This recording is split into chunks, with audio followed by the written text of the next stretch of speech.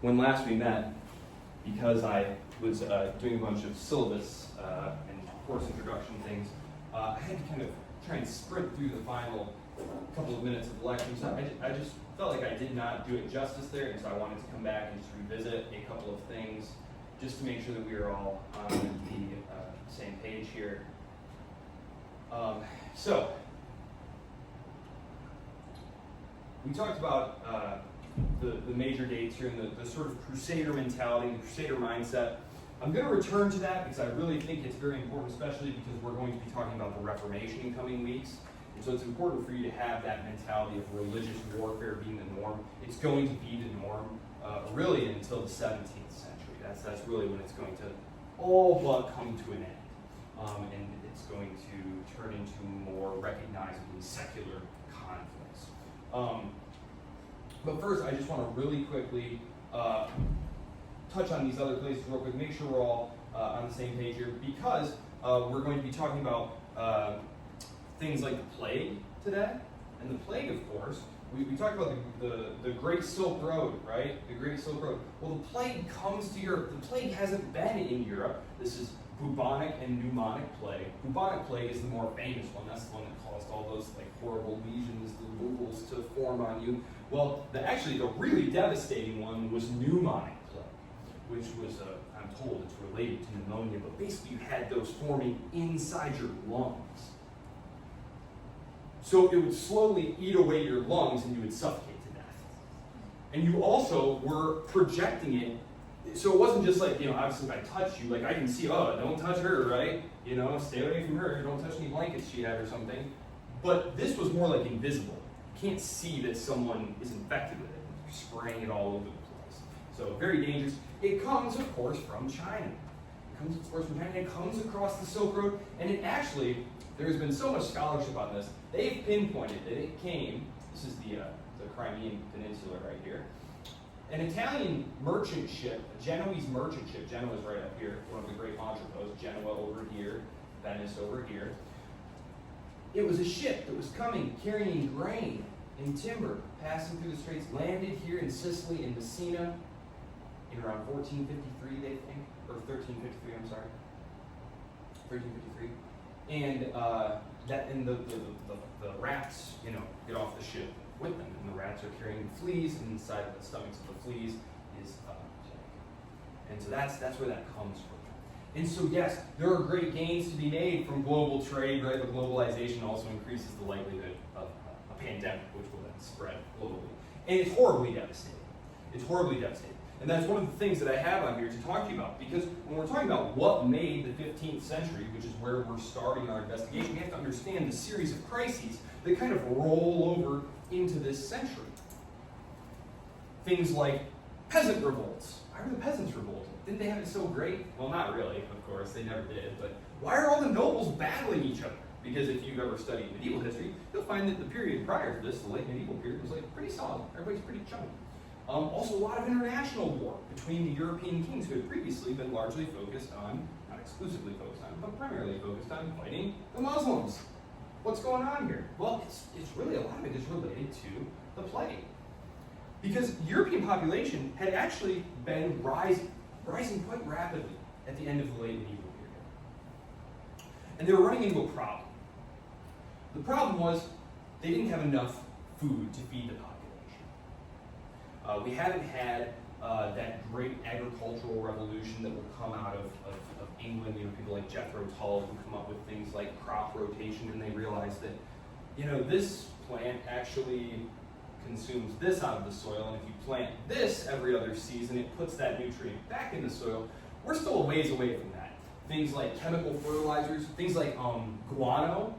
You guys familiar with guano? So, you're nodding your head, yes, right? Okay, yeah, I think we talked about this in one of our classes. There are these islands, these rocks out in the middle of the ocean that seabirds, like seagulls and stuff, they just land on them and just poop on them for hundreds of years. And their diet is very rich in fish, very high in fats and nutrients and things like that. And basically, it would calcify in the sun. And these guys realized that, this stuff, they called it white gold. Because if you took this stuff, this calcified phosphorus bird dropping stuff, and you chip that away, and you grind it up into a powder, and you spread it on your fields back home, grows like gangbusters. So they would literally fight over control of it. They called them guano islands, but they were just rocks that had been covered in, I'm talking like mountains of bird droppings. So we're a ways away from that still. We haven't gone out and sailed out into the Pacific and Atlantic really yet. So the population is already having a problem. There's a lot of prosperity due to trade and innovation, but Europe just can't support this amount of people. So you already have a problem going on there. The temperature is starting to cool. Europe is going to hit its like mini ice age, where temperatures are going to start getting much colder earlier. There's going to be colder longer, so the growing season is shortened. There's going to be several just bad luck periods of like, geez, there was a lot of rain in the spring, and gosh, there was a really wet summer, and it's just not good for crop yields. And so on top of this, you have about a third to half of the population is being wiped out by the Black Death. The city of Pistoia, great Italian commercial city in northern Italy, its population goes from around 60,000 to like 14,000. In England, they estimate that there were about somewhere about 4 million people in England. After the Black Death, there's about 2 million. The plague, yes, the Black Death.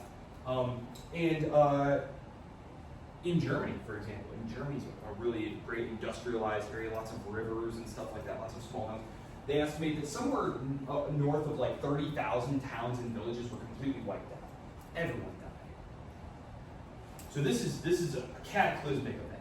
Now this is going to have carry-on effects, because what are our two inputs that we use to make things in the economy? Capital, right? The goods that we use, and then what else? Labor. The labor force is falling. Now, when something becomes scarce, right, we have a fall in the supply. What happens to the price?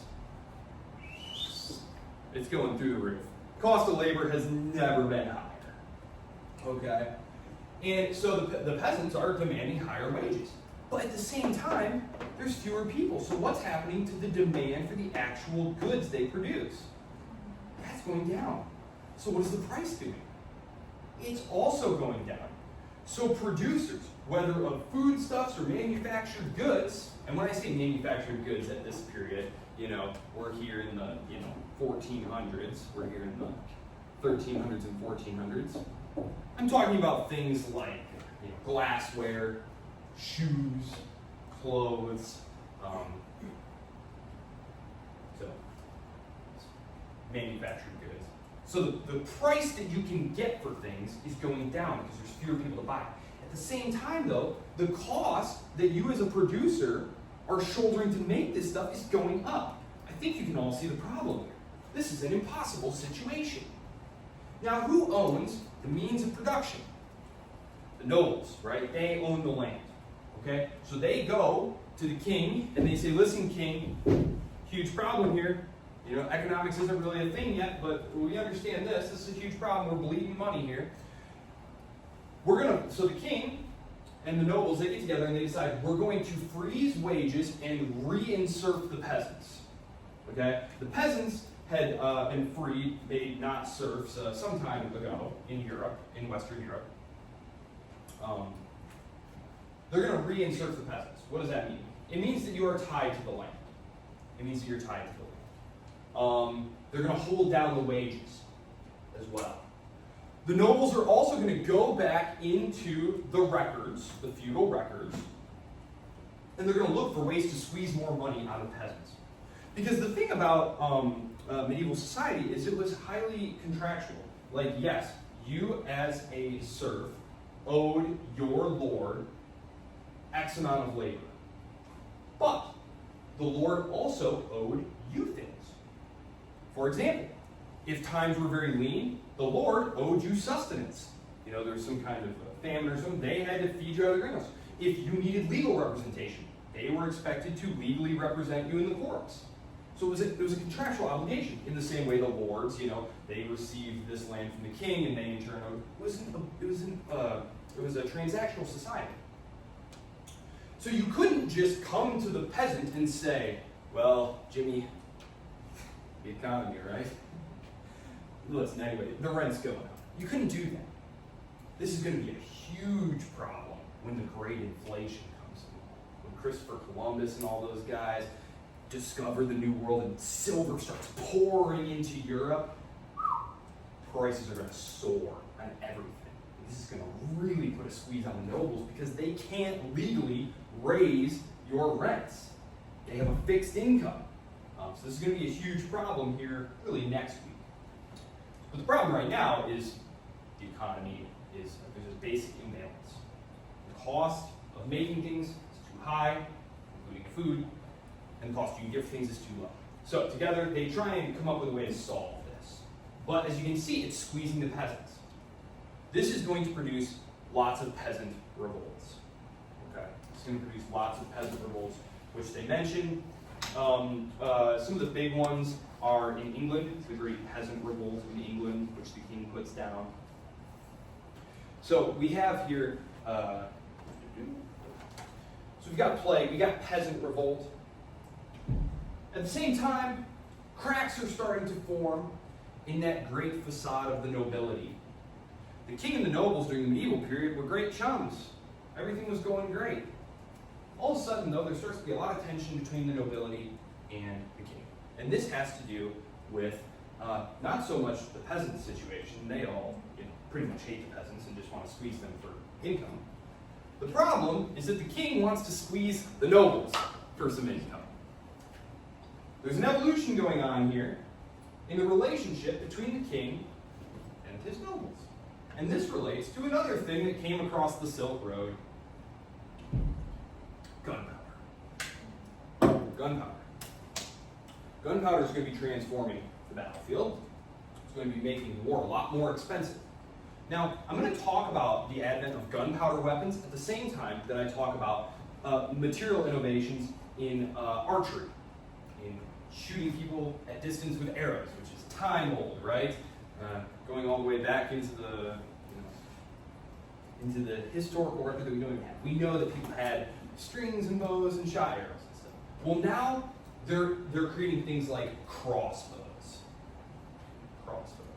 Now, what's interesting about a crossbow is that it can pierce plate armor. So a crossbow is very cheap. It takes about 20 minutes to learn how to use, and you can kill a knight. A knight, by contrast, is very, very expensive. We have to have multiple horses. We have to have a full suit of armor, swords, all these different things, retainers. It takes your whole life. You have to start training from the time that you're a very small lad to be able to fight on horseback this way. Knights are expensive. Now, all of a sudden, some random peasant that I yanked off the street and, for a florin, he's got a crossbow, he can kill you. Knights are becoming irrelevant. Really, by the dawn of the 1450s, knights are irrelevant to warfare. Right at the start of our time period, 1450. Knights, irrelevant for warfare. Good way to get yourself killed.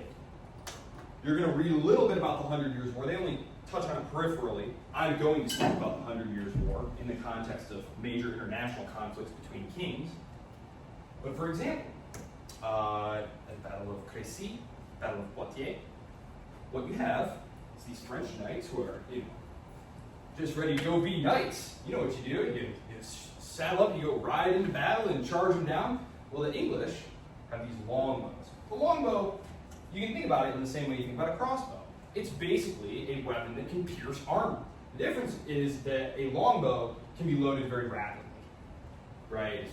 It's just a long bow and arrow. You ever have any shot bow and arrows? Not a compound bow, but I guess it doesn't matter. Compound bow, basically the same thing. Yeah, you can shoot pretty quickly, right? 10, 12 good shots a minute if you were really hustling. A crossbow, the problem with a crossbow was you shot it, and then you basically had to sit down, and there was this long wooden piece, and you'd fit it in there, and then you'd crank it. You'd crank it. So not terribly fast. You're shooting like 1 or 2 a minute. So all of a sudden, though, these longbows that the English are using during the 100 Years' War, which we'll talk about in just a minute here, you can just wipe these knights out. It's at the Battle of Poitiers, literally the entire French nobility, an entire generation of French nobility was wiped out, right there.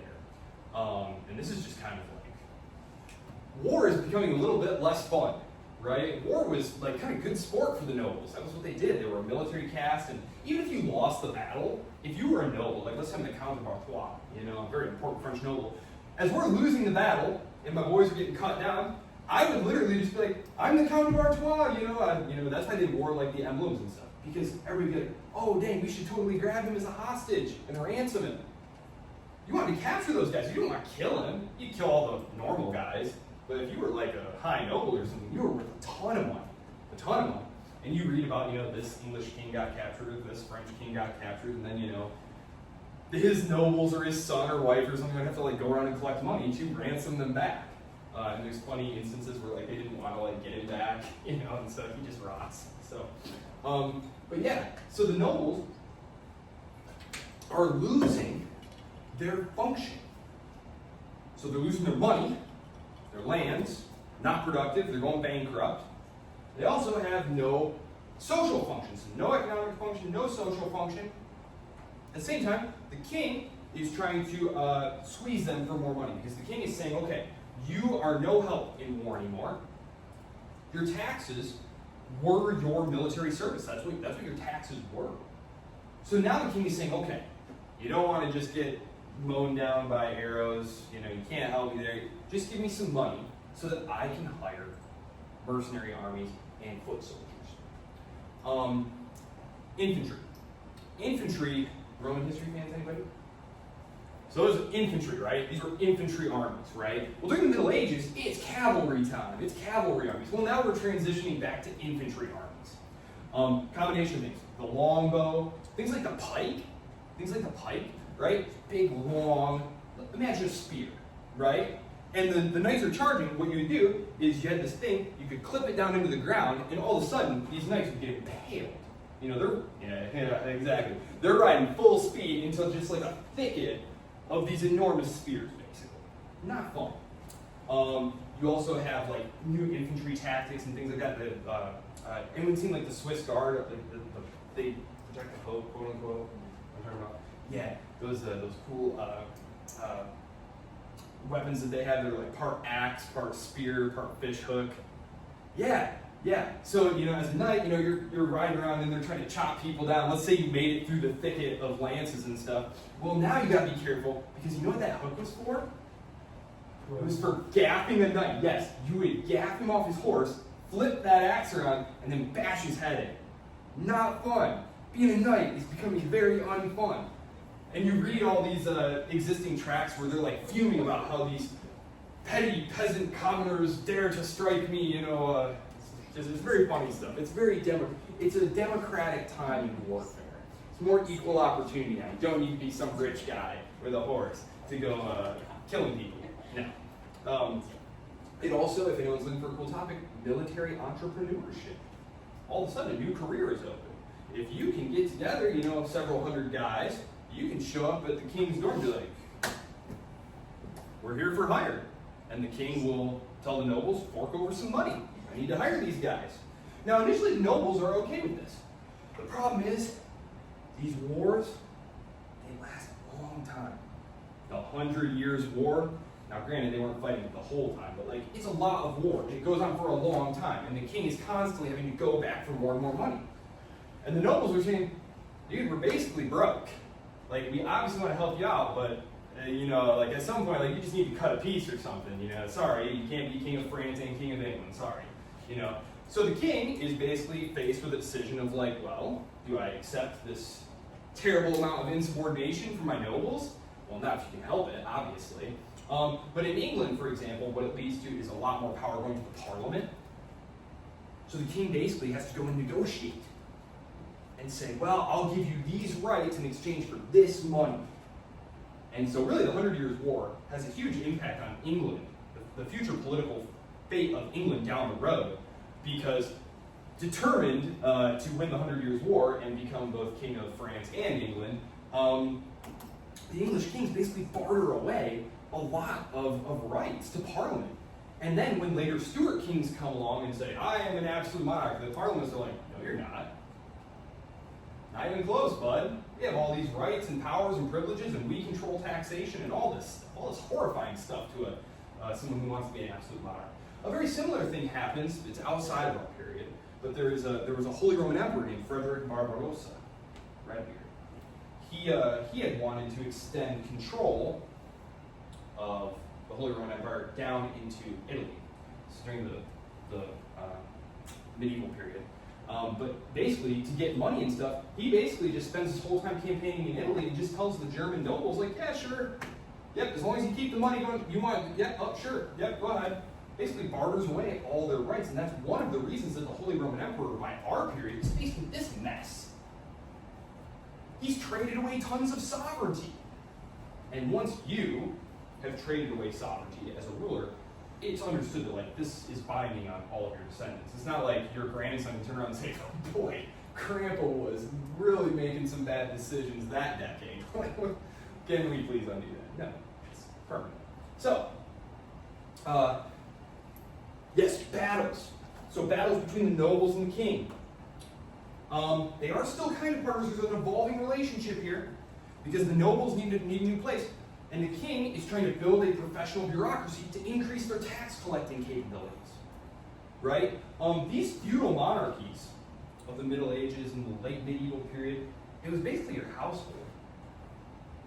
And then, I'd be like, you're the Duke of Orleans or whatever the case may be. I'd send a messenger to you like, hey, raise some taxes or enforce this decree or something.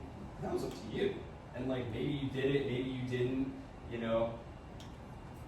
There'd be a lot of conflict of interest going on. The king's writ basically ran about as far as his arm could reach. And as kings are trying to further their reach, one of the things that they're doing is they're taking advantage of these nobles. They're saying, hey, listen, tough economic times. I hear you. We're all hurt. But here's a scoop. You can come work for me. I'll give you a job. This is the birth of the professionalizing bureaucracy. You're going to be a commissioner of trade. And now you have an allowance directly from the king. You work for me. And so this is going to take centuries. But this is what by the time of the French Revolution, this is in large part what the nobility are fighting over. Government jobs. You have all these pesky middle-class bourgeois, merchant types who are trying to hone in on all our government job action here. And these are really profitable. And not all these jobs come with a direct salary, because I, king, need to spend most of my money fighting for the throne of France. But I will, tax farming. Tax farming is a really good example. So what you would do is you're my head of collecting taxes in Bavaria. That's not a good example. Leave the Holy Roman Empire out. You're the tax collector of this area. I give you a number. You need to give me that number. Anything else you collect is your profit. Now, you have the royal army at your disposal. So if anyone is resistant, you can just, call in the army.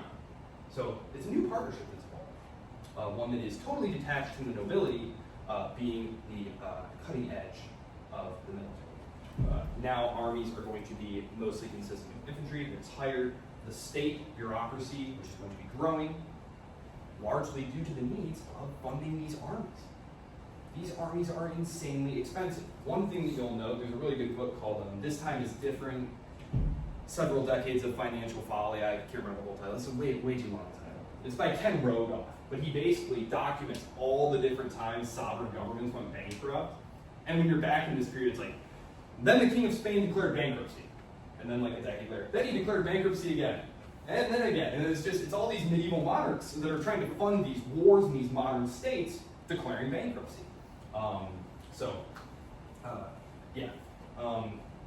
Okay, major international wars. The big one that we need to talk about right now is the 100 Years' War. The 100 Years' War. I'm not going to go into the whole dynastic implications of this, but essentially, in 1066, some Normans, Northmen from the northern part of France, conquer England, right? Okay, so that's important to this story. So there's Norman lands, there's Norman king. Okay, so fast forward a couple centuries, and the Valois king dies. Yeah, the Valois. And so now, all of a sudden, you don't have a son. For several centuries, they've had really phenomenal luck. What you wanted was a direct male descendant. because that way there was no questions, like, no, he's in charge now. If you didn't have one, though, all of a sudden it was like, well, you know, there's the brother, and there's the uncle, and there's a cousin, and it was like, oh boy, not good. And this is exactly what happens, because one of the main claimants, it happens to be the King of England, the current King of England. And so I won't even go into it, because there's all sorts of complicated things going on with like the modern day Netherlands and things like that. But basically, they fight this massive series of wars. Even though the English wind up winning almost all of these battles, they ultimately wind up losing the war. But it's an important episode in state building. And of course, it also gave us Joan of Arc. This is the Joan of Arc War. So she lives the siege of Orleans. Okay, good. Okay. At the same time that they are fighting wars, we also have the Holy Roman Empire, which is distracted over to the east. We've been talking mostly about the west, but let's remember, over here in the east, right over here, our big main event, the fall of Constantinople in 1453. Remember, prior to that, the Ottomans had been pushing into southeastern Europe.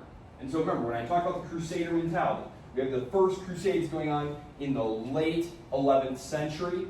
They're continuing on until the late 13th century. And as you can see here, sorry, I'm going to go back just a couple slides real quick because I want to make sure you these are. As you can see here, we have multiple battles against the encroaching Ottomans throughout the 14th and 15th centuries. So it's very interesting when you think about Europe as like Christendom and stuff. I always try to remember, like, okay, so you had, you know, the Muslim conquest here, you had the Muslim conquest here, you're pushing them out here, at the same time they're making incredible inroads here. Christendom very much feels under threat, right? And this is not something that we're going to talk about really today, but of course we have the Protestant Reformation coming, which is going to divide Christendom. And one thing that I am still going to talk about here is the ending of papacy, but I'll get to that in just a second. Yeah, I'll actually just do that right now. So at the same time, you have this this battle against the Ottomans. You have a battle over the Catholic Church. This is going to be fatally destabilizing to the Catholic Church. Martin Luther did not emerge, voila, into a vacuum. You know, I always love when people are like, and then dramatically something changed the course of history. It's like, really, if you just dig, you find that there were like tons of antecedents to this, where it's like, okay, clearly the conditions were set for something like this to happen. And one of the great destabilizing things that happens is the Avignon papacy.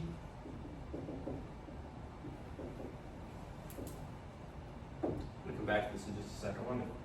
I see that I wrote a note here about the change in construction. One thing that I just want to know, are there any castle aficionados in here?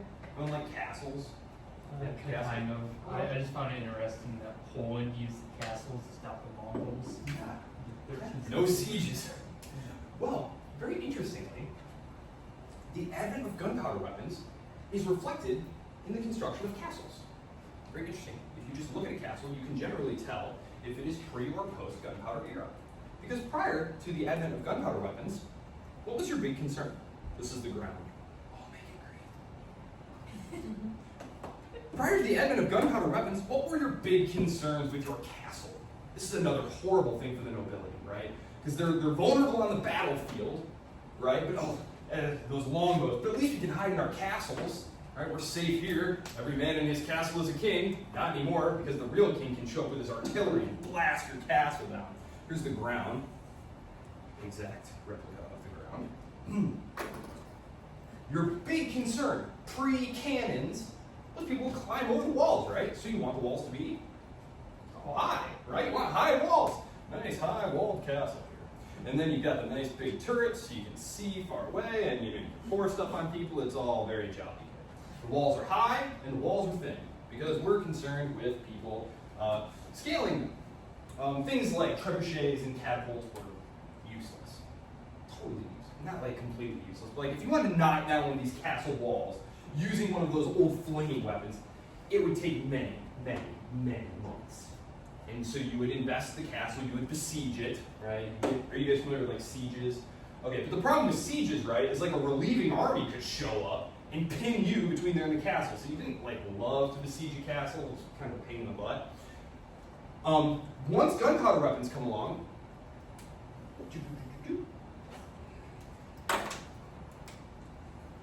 we go from thin, flat, high walls to short, rounded, thick walls. So this is round. I'm going to write round because I can't draw round. I know that someone in here could draw something that showed the perspective of round. So flat, tall, flat, thin, short, round, thick. Also, the turrets are the same height as the wall generally, because what you want it to be able to do is move cannons around, right? Like here, you've got guys with bows and arrows. If you need them to go to a different part of the wall, they just walk, they just run. But with a cannon, if oh, they're on the other side, now we need to move the artillery over there, they're on wheels, so they can just wheel it all the way around the walls. So it's very interesting the way that you can see how gunpowder weapons are reflected in castle design and things like that. A lot of times nobles would just surrender if you showed up with artillery because it's your castle. I mean, they're obviously going to blow it up anyway. What do they want? The reason I say that about what reminded me about this is the Avignon papacy is reflected in the architecture of Rome. If you go to Rome, has anyone ever been to Rome? Yeah. Did you go to a lot of churches there? Oh yeah. Yeah. Did you notice anything curious? There are a lot of curious things, but like anything in particular. Did you notice anything architecturally curious? Because when I think churches, I tend to think of those glorious Gothic cathedrals. Yeah. Anybody? Gothic cathedral?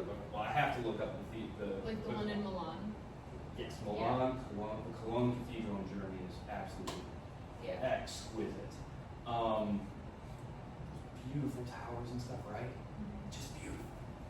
They're still building the one in Poland. In Poland, really? No kidding. Are you Polish?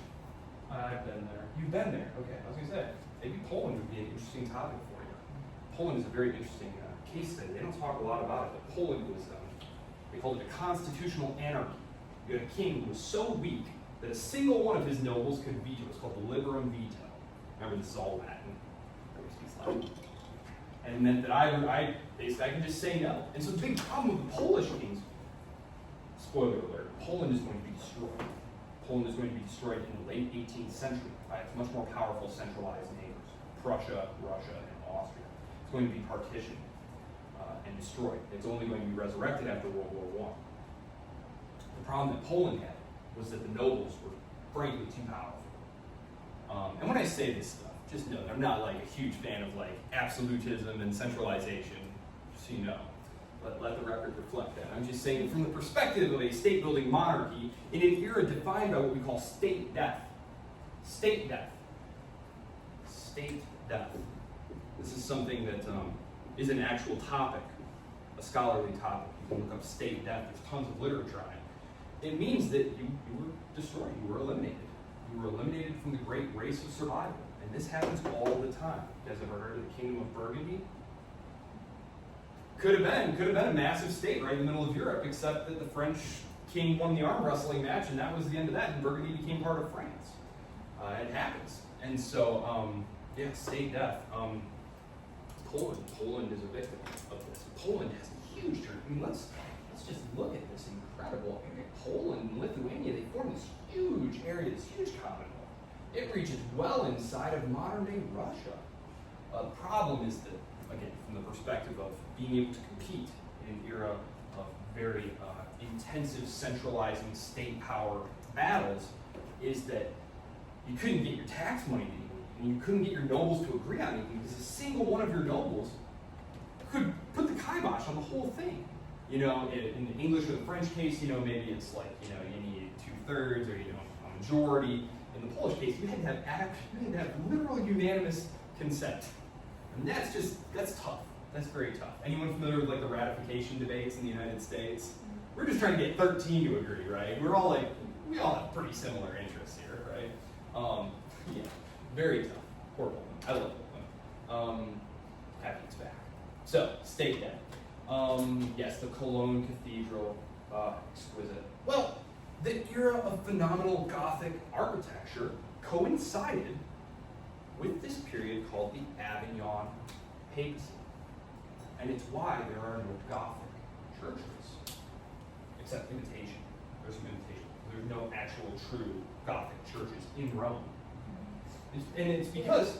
Like St. Peter's Basilica, it's all like the rounded and very like, yeah. Renaissance. Yes, Renaissance and neoclassical. Yes, if you go to Rome, yes, the churches there. Actually, my favorite one is St. John Lateran. That was actually a papal residence until around the time of the Reformation, because spoiler alert,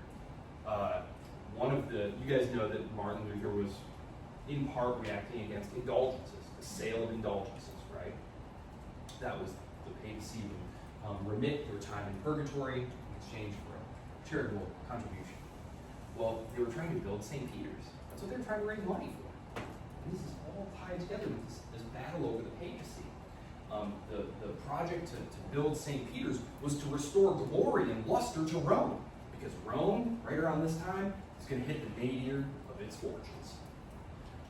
So let's talk a little bit about that and talk about the Avignon Papacy, because the Avignon Papacy critically weakens the Catholic Church.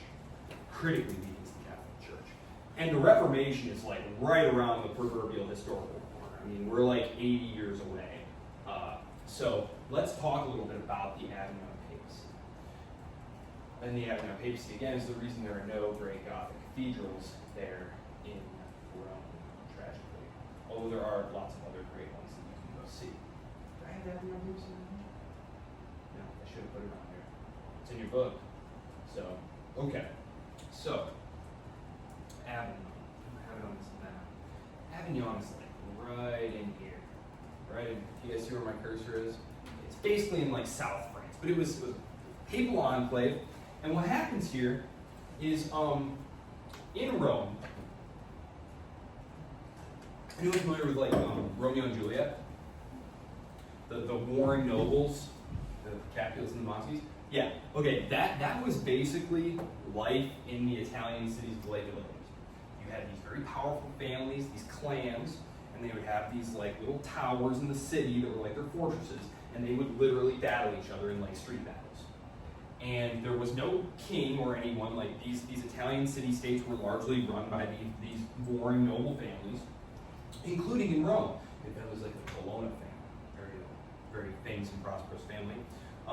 And one of the things that they would fight over is the papacy. And things could get quite violent.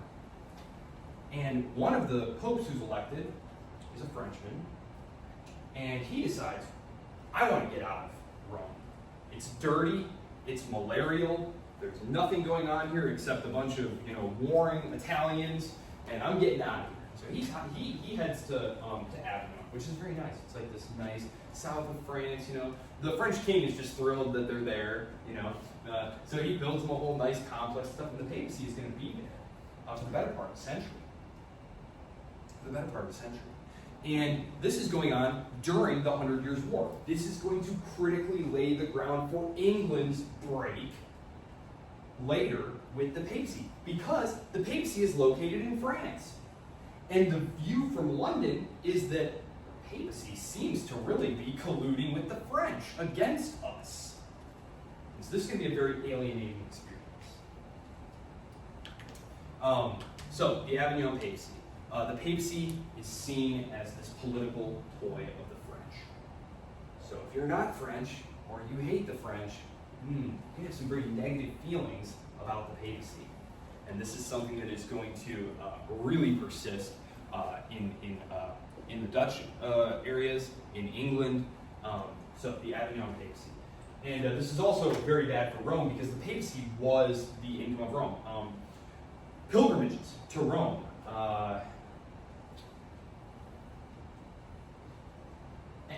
everything related to like the care for the cardinals and the care for the pope. Like Rome was kind of like it was like a company town. You guys know what company towns were, right? Like a factory moves in and like everyone basically works at the factory, or they own a restaurant that the people at the factory eat at, or whatever. And like if the factory leaves, what happens to the town? Oh man, that's exactly what happens to Rome. When the papacy picks up and leaves, Rome has nothing.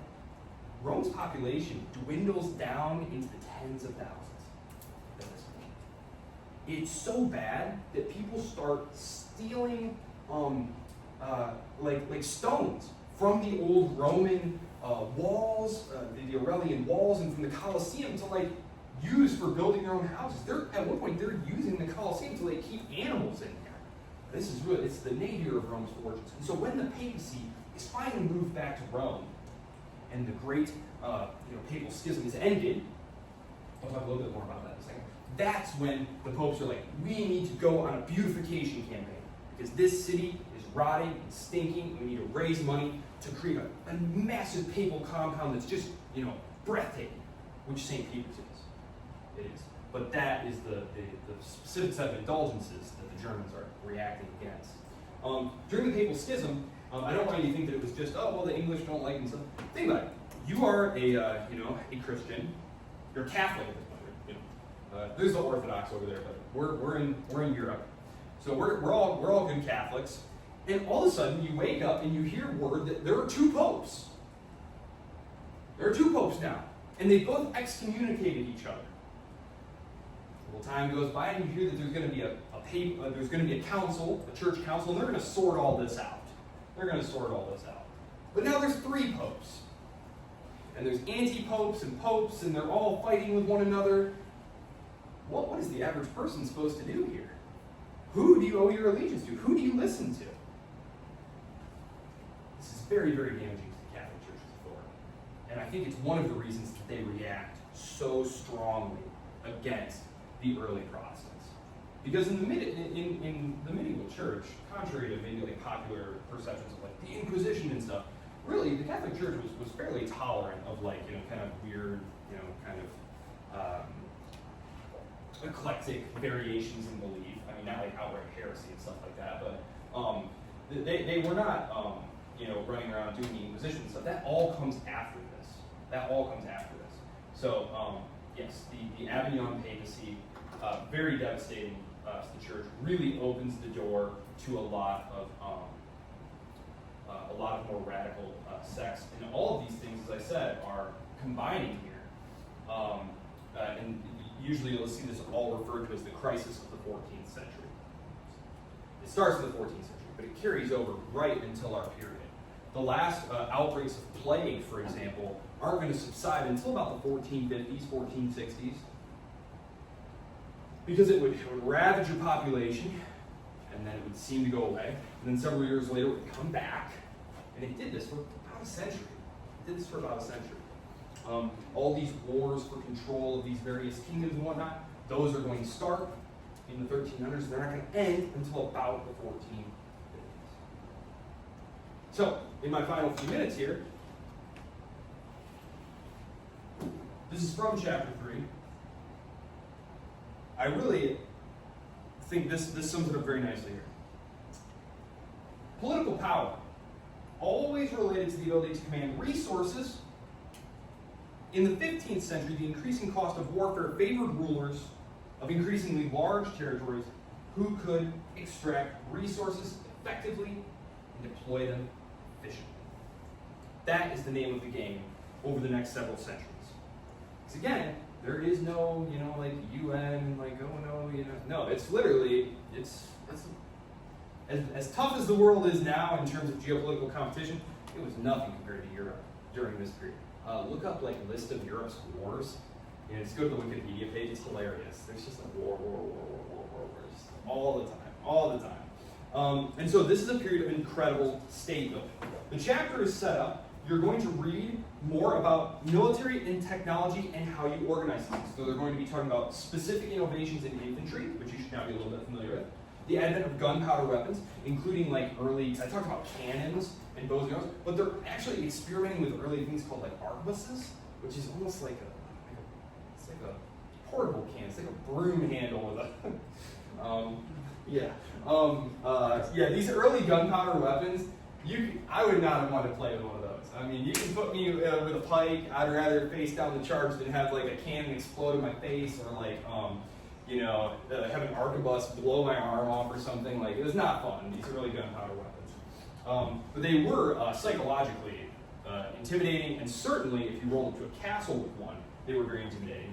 One interesting thing, because yes, it's true the Chinese did invent gunpowder several centuries before it makes its way over here across the Silk Road and whatnot. The Chinese mostly used it for fireworks. They did use it for some military purposes, but the Europeans used it differently. The Europeans used it as a propellant to shoot things. The Chinese tended to use it more as like an incendiary device. Like you load a thing up with gunpowder and then it would explode when it hit something, like an exploding shell sort of thing. What the Europeans do is they use it as a propellant. The Ottomans use it the same way.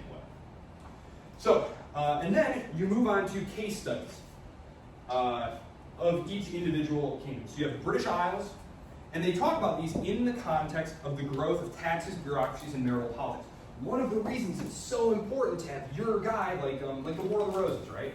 At the end of the 100 Years' War, right around like the 1370s is when 1370s. So the 100 Years' War isn't over, but already you can see the makings of the Wars of the Roses, which is for control over the English royal house between Lancaster and York.